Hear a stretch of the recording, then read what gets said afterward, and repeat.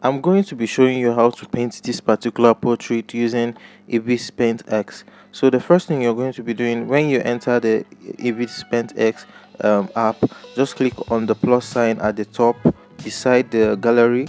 It's going to show you options like import. Then it's going to show you the options of the width and the height. Just adjust it whatever way that suits you. Then you press on OK. So you can just make sure you confirm the size, the picture size, and the type of canvas you want to be importing before before entering your project. But you can still press on canvas to adjust the DPI and the resolution as well.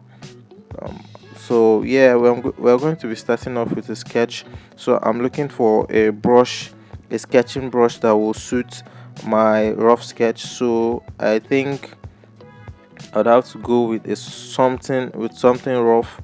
So since the texture pen is not available, I will be owning um my internet so that I can easily access the brush after watching the ads. So you can easily access free brushes on ibisPaint X using um after watching an ad. So it's going to allow you get a free brush. So after that, I just thought of just playing around with the app and figuring out the shortcuts and um, basic options of the app. So I just tried doing some rough sketch, and yeah, playing around. I played around with the transform tool. I tried and see how it works, and also since it's my first time using this app, this software, I just thought of just doing a stylized or a rough sketch for this particular portrait before I do the main sketch. So you can I tried experimenting with the transform tool, with the lasso tool as well, with the magic tool, with so many options. I checked the brushes available. I checked so many options like translation X and Y, um, which is under transform. And you can also experiment with the eraser. You can change and select, yeah, eraser of different brush size. And yeah, you can just pretty much do a similar you can use this particular app to do similar usage, like you usually use on Autodesk Sketch. We can pretty much use it the way you use Procreate and the way you use Photoshop and other drawing softwares. So I think, yeah, so far so good. I'm not having any challenge with this particular software. It's just that I'm not used to some options and navigations in the drawing software. But yeah, I just decided to like do a warm-up sketch before I dive into the main sketch. So yeah, I just did some bit of refining, and I was lazy, so I just decided to trace over the reference. So just to save time, I decided to just trace the reference because I'm lazy and I don't want to keep refining before I get the right sketch. So yeah, you guys are going to pardon me with the tracing. So I'm going to be tracing over the reference. Then, so just in case uh, uh you all are using phone, just in case most of you all are using phone, you can also trace as well. So this is the brush settings of the ibisPaint X I'm presently using. So make sure you turn on the first off and all these things. Just copy the exact settings I've done, and yeah, and you enjoy the brushes, the sketch brushes. It's going to give you a faded edge. It's going to give you a faded end and a faded edge or end, anyone you choose to call it. So yeah, I'm going to be adding a new layer, and I'm going to be applying our flat colors, which is under our sketch. So make sure the flat color layer is under your sketch. Then you select a suitable painting brush you are convenient or to use. So just make sure you just select any convenient um, painting brush. There are a lot of brush you can use to just fill up the block colors. You can use pretty much any brush which is a hard brush to just fill up the sketch. So this shouldn't be a challenge. So you can pretty much use it the same way you use Autodesk Sketchbook or the same way you use Photoshop. Just make sure you look for a similar brush that can work for the same usage you do, because the same um, usage to the other software. So yeah, just make sure you look for like a similar um, like a similar brush which can also do the same thing as the other. So yeah, I'm presently just filling up the sketch. I'm filling up the flat colors. So there's a shortcut to filling up the flat colors, but it depends on your sketch. Make sure your sketch is all like make sure the sketch it's not having space before you use the fill tool to fill up the sketch using base color. So yeah, we are done with our filling up of the sketch. So we are going to be filling yeah, I think the skin color. Then now to we are going to be proceeding with the singlet. So we are going to be filling up the singlet. This is an easier way of filling up colors using the gap recognition, using the bucket tool, which is more like a fill tool on Photoshop and also on Autodesk Sketchbook. You can use the bucket tool to just fill up sketches, and make sure you turn on the gap recognition just to like make sure it recognizes the boundaries in which the sketch are that's the positive um, area, then ignore the negative area. So we are going to be filling up the eyeballs black. Just you can also use the bucket tool to just fill up the eyeball. You can as well use your brush to just fill up the eyeball. Then I'm going to be creating a new layer to fill up the um you can as well use the eyeball layer to fill up the hair. So I'm going to be selecting a particular brush that can help with the filling up of the hair and the dragging of the hair. So this there's this brush called hair brush. You can use oil hairbrush, or you can use any of the hairbrush on ibisPaint, as there are so many brush you can use to just you can transform it into your smudge brush. Just tap on the brush, then select the hairbrush, so that you can be able to drag it using you can able to smudge the hair using the hairbrush so as to have that faded end, and also do that strand like end. So that's the aim of this particular the particular thing I'm doing. So I just wanted to like have use my my hairbrush, instead of using it practically to just paint over. I'm using the smudge brush to like drag it and make sure it gives me that um gives me that hair like ending, so hair like strands and all those things. So you can practically use your modify your smudge brush to a hairbrush and just drag the colors. So then my edges, I tend to use my pencil to draw my edges, and also use an eraser to like fade it so that it will not stand out too much. So you can just use your pencil to draw your edges, then just you use your eraser. I would recommend you transforming or modifying your eraser to a soft brush, so as to just have a lighter erase of the edge of the edges. So yeah, also use um the pen tool. I also use the brush, sorry, um to the pen brush to the eyelashes. So then I proceeded to um my laying down of flat colors, but before then I'm going to be selecting a brush I would use, which is the pen feed brush.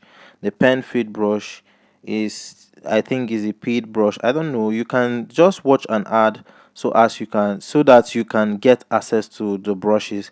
So I am trying to like select a darker version of the flat color, then create a combo on my color wheel. So there's a section where you can just select, you pick up the color and save them, so that you will not be going back and forth to look for the same color you've been using before. So you can just practically create your color palette on this particular space. Then you can modify it, you can delete it as well. So this is a very nice option. This is a very nice this is a very nice option also. You can also get it on this feature. You can also get it on Autodesk Sketchbook. You can get it on Autodesk Sketchbook. You can also get it on Procreate as well. So it's a very nice feature. So what I'm going to be doing is I'm going to be replicating the shadow area using the first darker color, darker tone. So I'm just using my pen feed, faded pen or pen feed, anyone you want to call it, but it's called pen feed on ibisPaint. So make sure it's having a faded end. So make sure you be careful with how you apply the colors. Just make sure you be careful where you apply the colors. Make sure they are um actually where they are supposed to be. So make sure you study. There is a video I did on how to actually know how where to place your shadows, highlights, and yeah, all those good stuff. So you can go check it out on my channel. I've done several tutorials on how and where to place your highlights and how to shade and all those things. So I'm just trying to experiment on this particular app and see how I can work with it. So I think hopefully I'm still going to do another tutorial using this particular app, but for now I'm just trying to, since most of you guys have requested for me to do a tutorial or a review on ibisPaint X. So I just decided to like go through this particular app and just experiment, then give you my thoughts on this particular app. So yeah, just make sure you place those shadows where they supposed to be.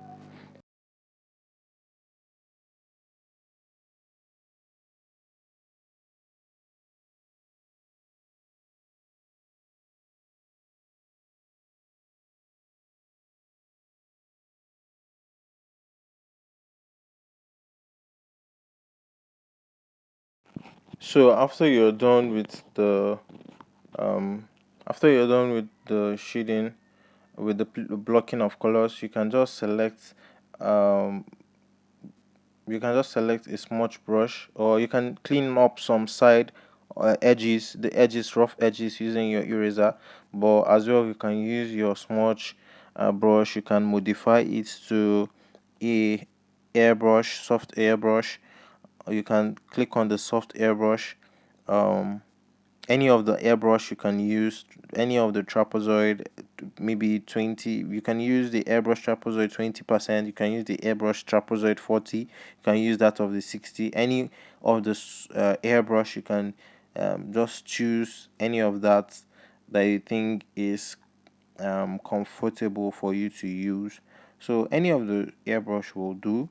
So just select the airbrush, then select the airbrush. You can also use a hard brush for that, but if you think the hard brush is too harsh and you can't get have control of your blending or your smudging, you can as well choose a soft brush. So I'm going to be using both the soft brush and the hard brush for the smudging. But yeah, just when you if just use any brush that you think you're convenient with. But as you can see, I'm really having a hard time blending the colors using a hard brush. But on my Procreate, I use a hard brush comfortably. But I don't know, I think I need to adjust the settings of the brush. But notwithstanding, just make sure you play around with the any of the brushes that you think is convenient for you to use. So yeah, so any of the brushes that you think is convenient for you to use, just make sure you use it. And yes, experiment. Then just blend the colors towards the flat colors, the darker colors towards the flat colors, and make sure you maintain the shapes as well. Make sure you maintain the shape and don't blend everything to be overly soft. So just make sure you maintain the shadow area, the shadow shape, and where they are placed. Don't allow it to go over the overboard. Like, make sure you maintain the shadow area. So after doing that, just make sure you keep the shapes while you're blending them.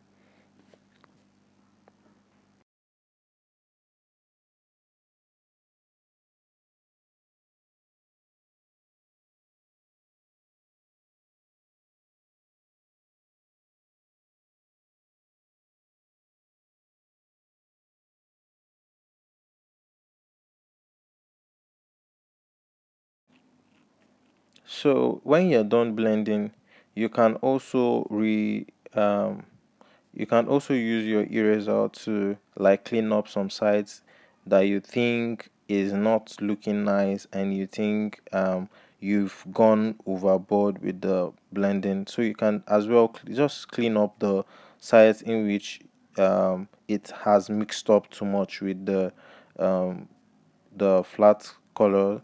So yeah, this is exactly what I mean. So I'm using my eraser to like clean up the side of the nose so as to like bring out the shape of the cheek, the dichotomy, the difference between the cheek and the nose. So yes, there's some kind of highlights in between the cheek and the nose, and also those sides, the forehead, the top of the eye, all those sides. Just make sure you clean them up and make sure you replicate those shapes, and make sure the form, you maintain the form of the face and where the highlight supposed to be. Just make sure you give a room um for the highlights and where to place the shadows, and everywhere everything should just be placed where they're supposed to be. So after that, I used my brush to my faded brush, faded pen or pen feed, to like add more darker colors. You can just add, like, go to your color palette, then go to the next darker color and add it, and make sure you maintain the form and shade the form of the face, and make sure it's brings out the resemblance. So resemblance is one of the difficult thing to achieve. Make sure you don't mess it up using the darker shade. So the darker shade is one of the important, because it brings out the form, it brings out the form, the tree form, the tree, the values of the painting and everything. So it just make sure the darker colors are placed in the right place, and yeah, so as to maintain form and and values as well. So this is actually what I'm doing presently. So enjoy and make sure you stick around. And yeah, if you haven't subscribed and you've been watching throughout, make sure, if you like this video, just make sure you subscribe and turn on the notification bell, because I drop tutorial every week on this channel. So yeah, and also, if you're new to this channel, make sure you drop a comment in the comment area, so that I'll reply you and I'll welcome you to this particular family. So yeah, I'm still adding more depth.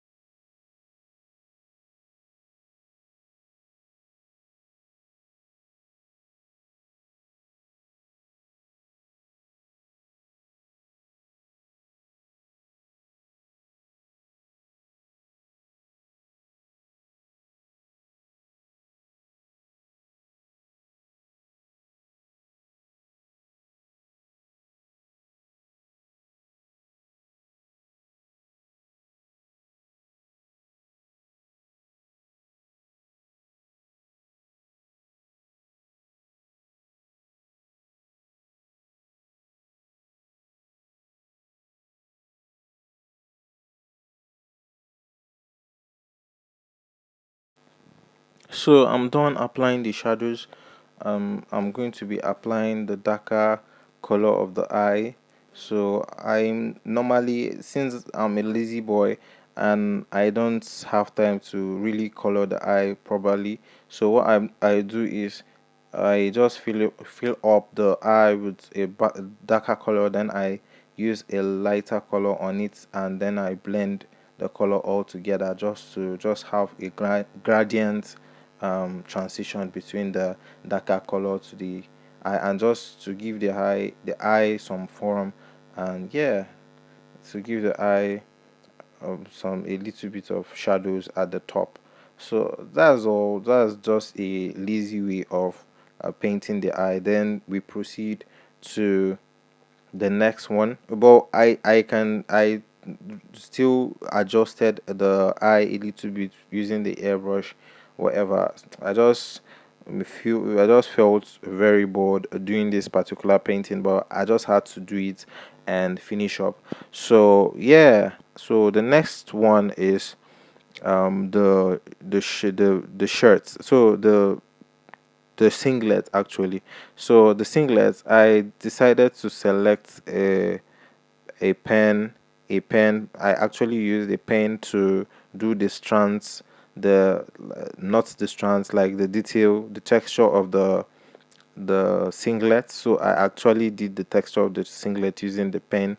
Then I duplicated it, and I duplicated it all over the shirt, the singlet, so as to just save time.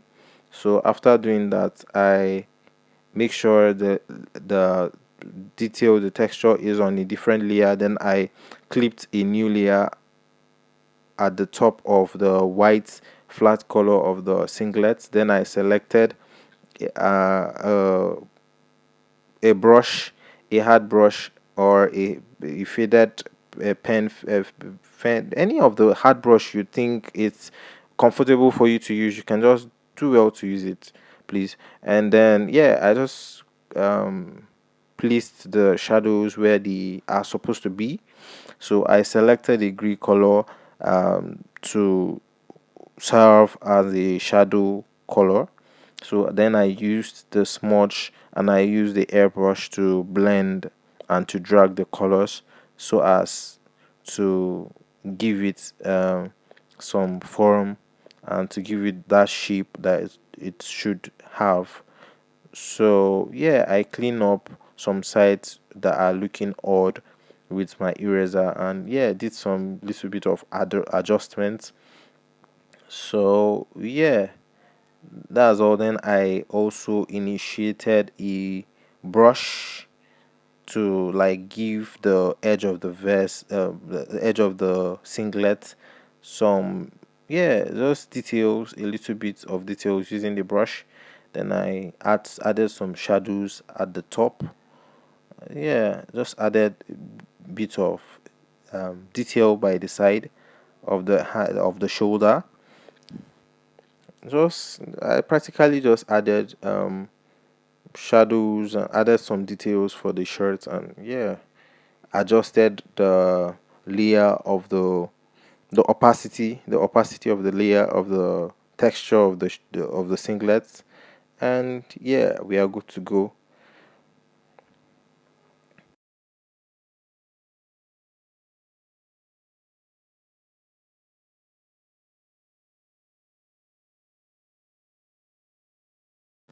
So now for the lip, I added a new layer, then I clipped it to the lip layer. So I just placed the shadows where they're supposed to be. I've done several tutorials on how to place shadows on layer, on how to shade the lip and how to do all this stuff.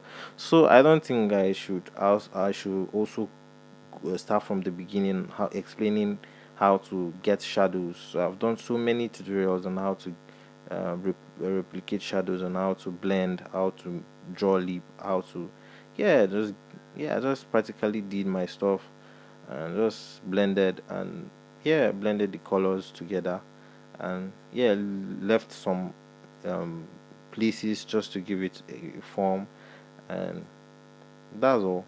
So all we're going to be doing next is we're going to be adding um we're going to be adding highlights. So I selected the flat color, then I shifted my wheel to the brighter part of the photo, then I got my highlights.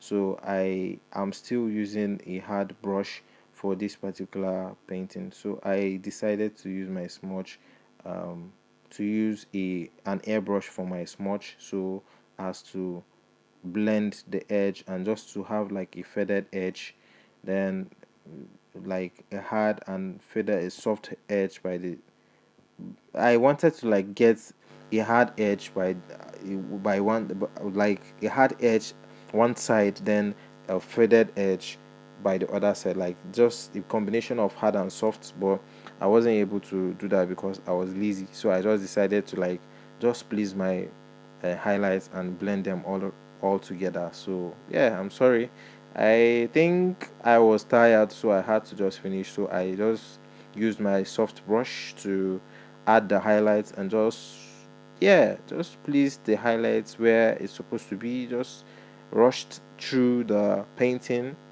And yeah, you guys should pardon me with this tutorial. I actually just wanted to show you guys that you can as well use any drawing software to do your paintings and follow the same process you do on other drawing softwares to use on any of those softwares. So yeah, just feel free to use any of the softwares that you think is comfortable for you to use.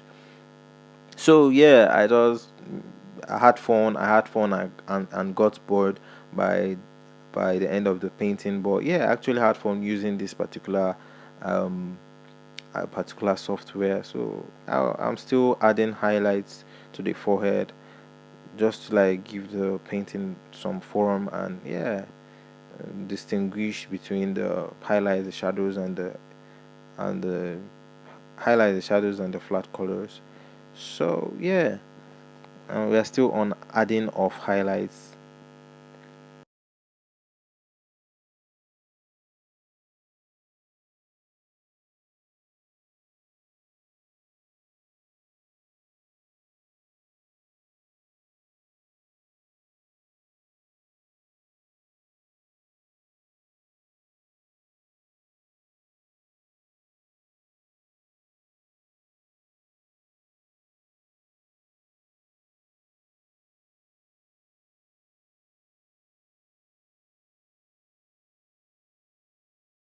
So after I was done adding highlights, I had to change the color to a whitish color, and I selected a pen to like add a detail on the eye, on the eyeball, just to like add those shadow those details on the eye. And make sure you're doing this on a new layer. So I added like a bit of detail, catch lights on the eye, just to like give it some, yeah, to make it look like a human being. So selected a brush I selected a brush for the hair, a particular hair brush. You can pause the video to see the actual brush I use for this hair detailing. Make sure the layer you created is at the top of um, your hair layer, your hair refilled hair layer. So yeah, I selected hair a an airbrush. I selected an airbrush as an eraser. Then I like just fitted the edge. I fitted the edge just to like, yeah, just to like give the hair some form and shadows. Yeah, I keep saying form, but yeah, it's all about giving your painting form, and make sure it's correlates with the reference. Make sure it looks not 100% alike, but make sure you're actually following your reference and you're studying the reference and knowing what you're doing. So yeah, I actually did all those stuffs. And yeah, I actually mistakenly cleaned up my catch light, so I'm replacing and also adding layers to the lip. So just in case you haven't subscribed, and this video was helpful, please do well to subscribe. And if you have any question, drop it down in the comment section. If you are a new subscriber, welcome to my channel. I do tutorials every week on this channel, and if you want to commission me, if you want to give me work, I am available for work. Just DM me on my social media platforms. I will reply you immediately. So thank you guys for watching. See you in my next video. Peace.